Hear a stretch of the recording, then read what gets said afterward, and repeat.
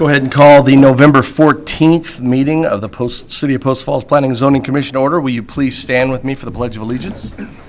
I pledge allegiance to the flag of the United States of America and to the republic for which it stands, one nation, under God, indivisible, with liberty and justice for all.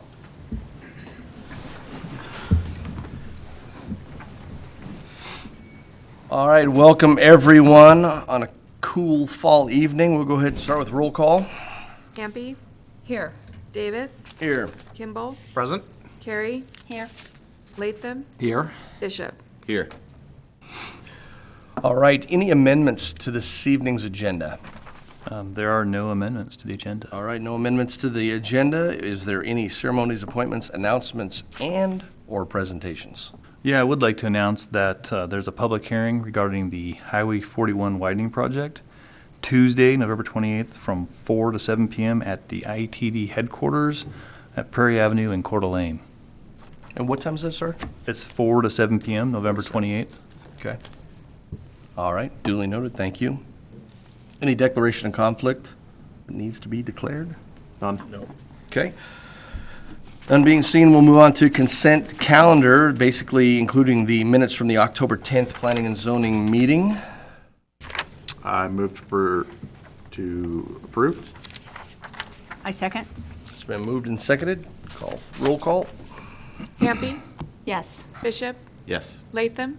Abstain. Davis. Yes. Kimball. Yes. Carey. Yes. All right, moves us along to citizen issues. This section is reserved for citizens wishing to address the commission on issues that are not on the agenda and also not on future agendas. Any citizen issues this evening? Okay, none seen. I believe we have no unfinished or old business, correct? There is none. That takes us into item number 10, which is our first public hearing. Again, make sure and put your cell phones on silent, and we will go ahead and open the public hearing. PUD Ordinance Text Amendment, file number TA-17-01. Mr. Manley to present.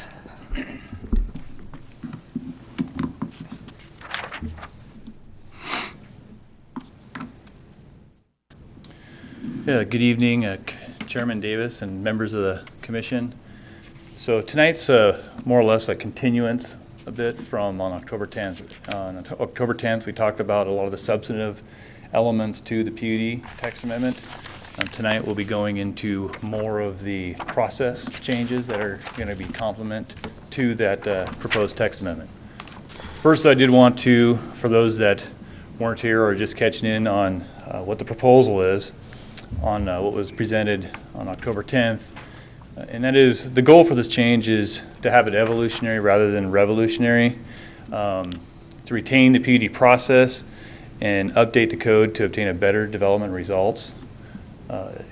Clarity, clear up some of the confusion of the requirements. Oftentimes within the PUD, we got lost in the requirements, and having clarity of what is required with applications and having that stated, and we've attempted to do that within this proposed code change, as well as having some certainty, so draft a code that provides certainty on what can or can't be done in the development. Also to have a streamlined process so we can make the right thing the easy thing. We also looked at open space with the new definition. We looked at the implementation of that as well as the maintenance and dedication. Clarified a lot of the elements surrounding that 10% open space that is generally given as part of a PUD. We also looked at getting some conformity with the underlying zone. It's not unusual that we have residential development with an industrial zoning designation because of a PUD. That makes it awkward when you're looking at what are your vested rights, or commercial in a single family, and you have a bank trying to appraise that, and that's the underlying zone. So with what we're attempting here is with the PUD, you could get your zone change going concurrent with your PUD, so it would match more the development pattern. We looked at having density capped as part of that. So instead of having one zone that may or may not fit the PUD, you would, if you had a medium density part of a development, you potentially would get an R2 zone and get that variations of density for R2 for that area. So you could still get the same result as you do now. It'll just be more consistent with that underlying zone. We did have some questions that came out of that last public hearing. One of them was how we're going to deal with utilities in open space, timing of dedication of that public open space, and the security of the future maintenance and private infrastructure. And I'll show some examples coming up here how it was dealt with. So for utilities and open space, we added that language into it at this location. And then down here, you can see where we've added where stormwater management areas and utilities are generally excluded from the calculation of open space areas unless the primary use and design of the areas for recreational purposes and that the use of the area for stormwater management or utility does not impair the use of the area for its designated recreational use. That way you could have utilities in a park, and if it could still function as a park, you should still get credit for it. The other one deals with the timing. Currently, with the last proposal was that it would be with the first block of development, but we added the unless otherwise agreed in writing by the city. So this way, through the public process, if for some reason it made more sense to have it in a later phase in the first block, it gives the opportunity through that public process for that to be attained. And the other one is dealing with the timing of the development and securing the financial security for the completion of and maintenance of the improvements. So we added C is that you would be required to ensure that the funding mechanism exists to adequately maintain common areas that are not publicly maintained. It's subjective enough, so in some cases you may want more detail, in other cases maybe not. So it opens up and gives that avenue for that. So looking at for the other procedural element is we're repealing the final PUD process. So currently we go through a process where you get a preliminary PUD approval, and generally it goes with a subdivision proposal concurrently. Then you come back and you get a final PUD approval. And if it's consistent with the preliminary PUD, you're basically just saying A equals A, therefore proceed. The way this would set up is you get approved for a PUD plan.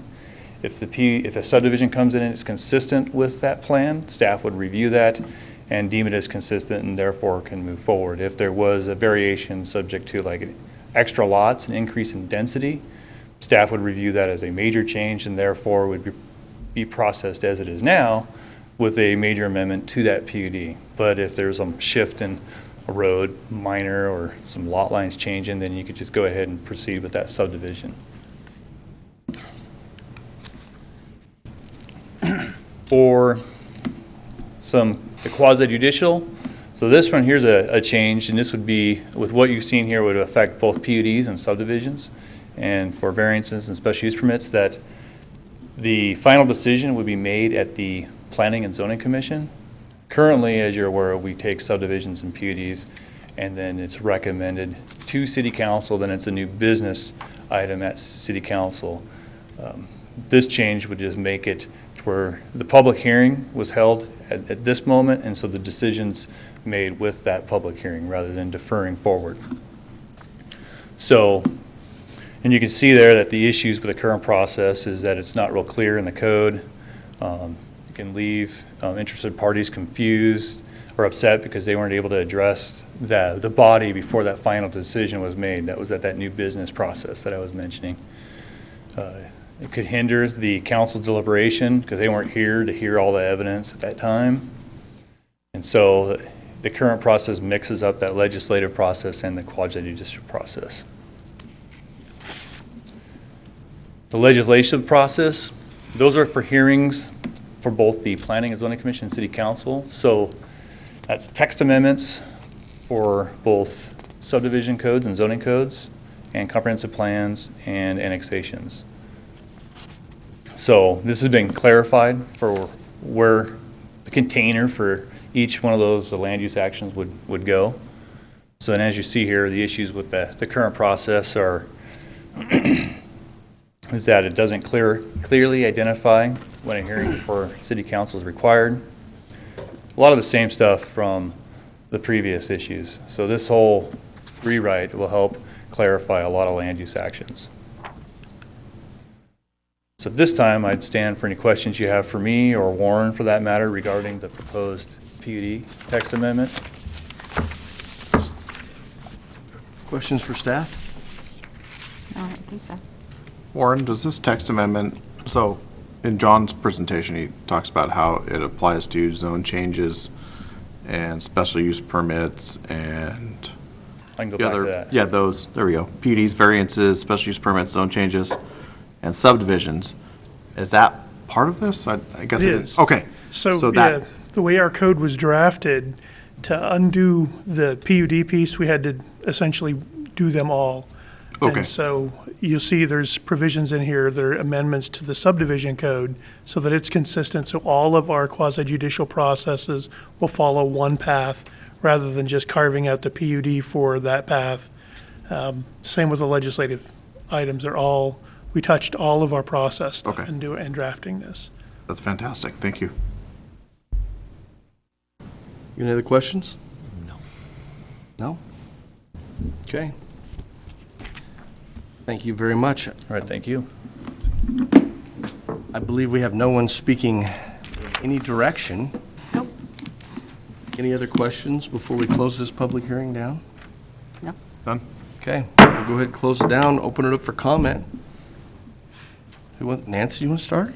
I am excited. I think it's a long time coming. So I'm all for it. Perfect. Sam, anything to add? I agree. All right.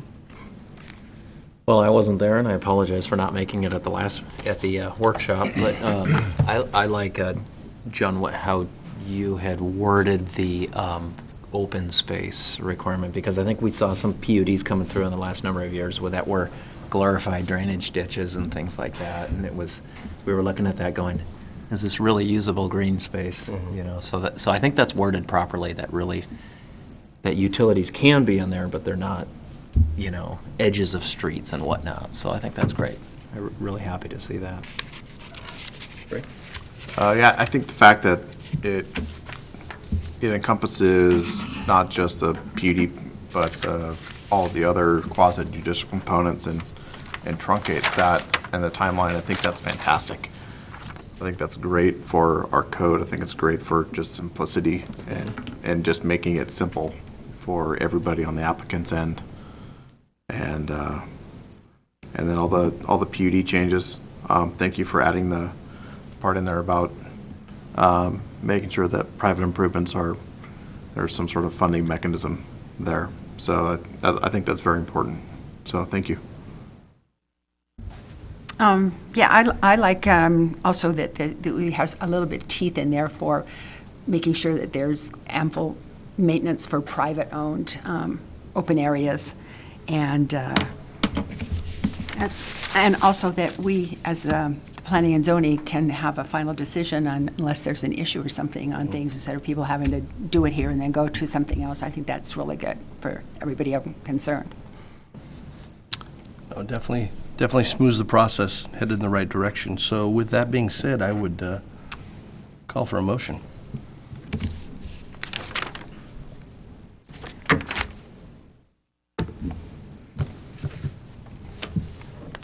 I'm not Anyone. sure.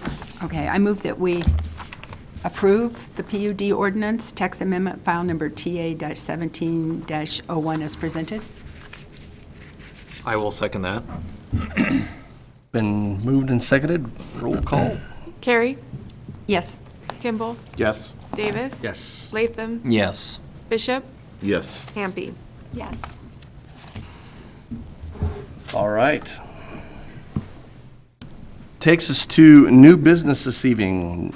Meadow Grove final PUD file number PF-17-03. Tavis to present.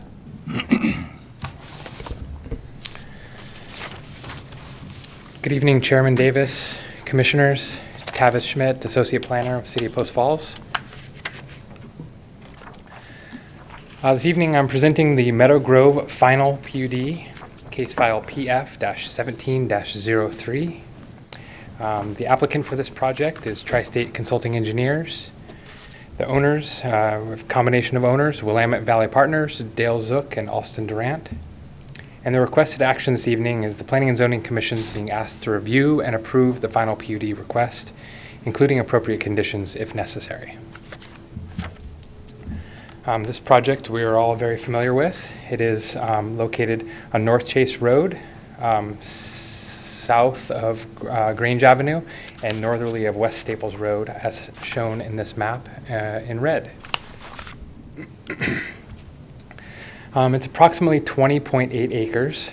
Currently, it's all vacant. There is one single-family residence on one of the lots there. Water is to be provided by the East Green Acres Irrigation District, with sewer to be provided by the City of Post Falls. The final PUD is for the whole Meadow Grove subdivision. It's a total of 57 single-family lots. Works out to be a density of about 2.7 units per acre. There will be utilize the existing streets of Grange Avenue and Staples Road for access into the subdivision, with Wayward Loop is the new internal street. This shows the final PUD plan. They are proposing it to be built in 3 phases. Phase 1 is on the southerly or the southeasterly side. It will be along the existing or newly constructed Staples Road, and all of these lots will front Staples Road. The existing residence is down here in the lower corner. Genesec will come up right here, and so some of the lots will front on Genesec, these 4 lots in this area. In phase 2, the community park will be built, and with the adjacent lots here, and then the final phase 3 will be the westerly side of this. This is part of the final PUD is a landscaping plan to show where they will be placing street trees and public amenities for the park and the open space. So in this, we see all of the streets lining the trees, lining the streets. And then here in the park, they'll have a meandering path circling the park with an access going between the lots here down so that the residents that are on this side of the subdivision can access the park through the trail there. And with some amenities, a pickleball court and a picnic shelter in these locations there.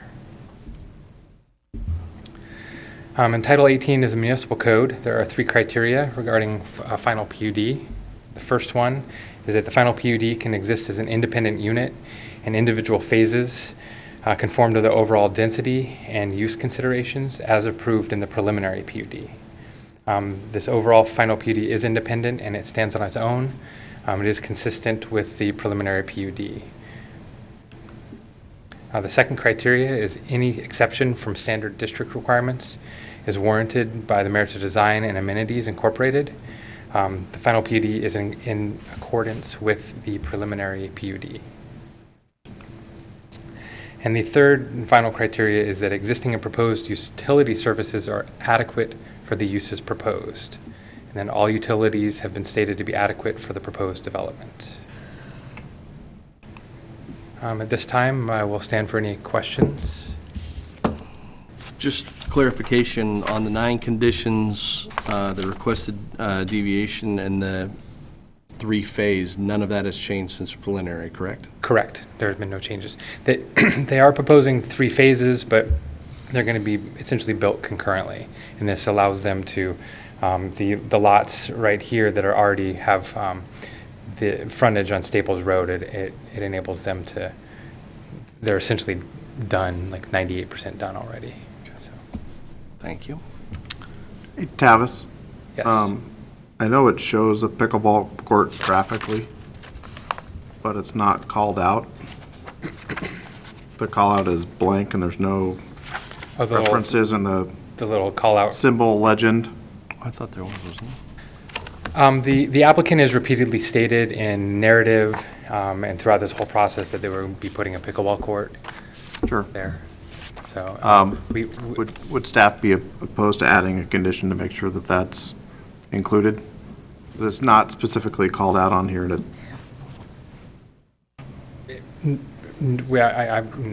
No opposition to that. I wouldn't think the applicant would have a problem with that.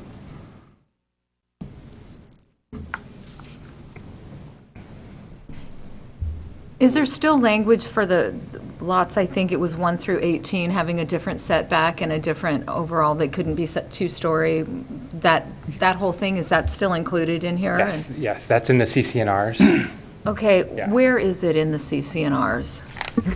So that's included in the conditions of approval for the subdivision. This is for the PUD. It's still there, it's just, you don't see it in this process. It's part of the fun part of having this final PUD. You start layering conditions upon conditions. Those conditions still exist. Right. At the time they come in for subdivision approval, we'll review those documents, make sure that it's been completed. So it's still there, it's just you're not seeing it because that's part of the subdivision. Okay. And in the It's requested. confusing and it doesn't need to be. That's why we're getting rid of this. Yes. In the requested deviation, it says, in addition, lot 1 through 18, the Board of Meadow subdivision will be limited to single-story structures per conditions adopted by Planning Commission. And where did you say that was? It is in, I would have to find exactly what page it is. Just wanna look at that page. And then we had also talked about, and I probably might be in the same place as somewhere else, that there would be, in the CCNRs, it would call out that if there was going to be any changes or deviations made to lots 1 through 18, because the CCNRs can be changed, right? I mean, it says in the CCNRs, they can be changed. So we were going to put somewhere in there they couldn't change that particular part or piece of the CCNR without city approval. Yeah, and that's built in. We've got that in there. And that's not where we see it, but it's in somewhere Yes. else. Okay.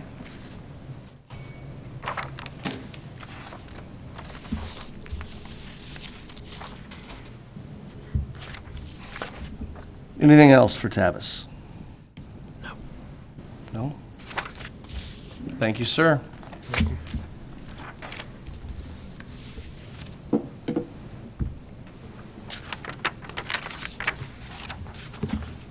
I think we'd all agree that we spent a great deal of time as far as looking through this and dissecting it. So that being said, as we've now hit the final PUD phase, I'd be looking for a motion. I'd move to recommend approval of the Meadow Grove final PUD PF 17-03, finding that it is in conformance with the preliminary PUD, adopting the conditions of approval found in the staff report, and adding a condition number 10 stating that the park will include construction of a pickleball court or play structure.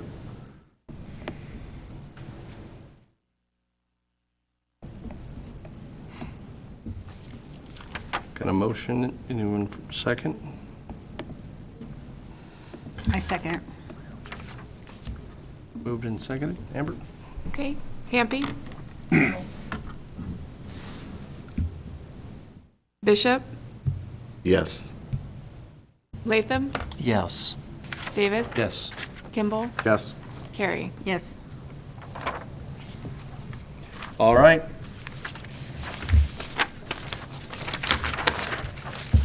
Staff comments.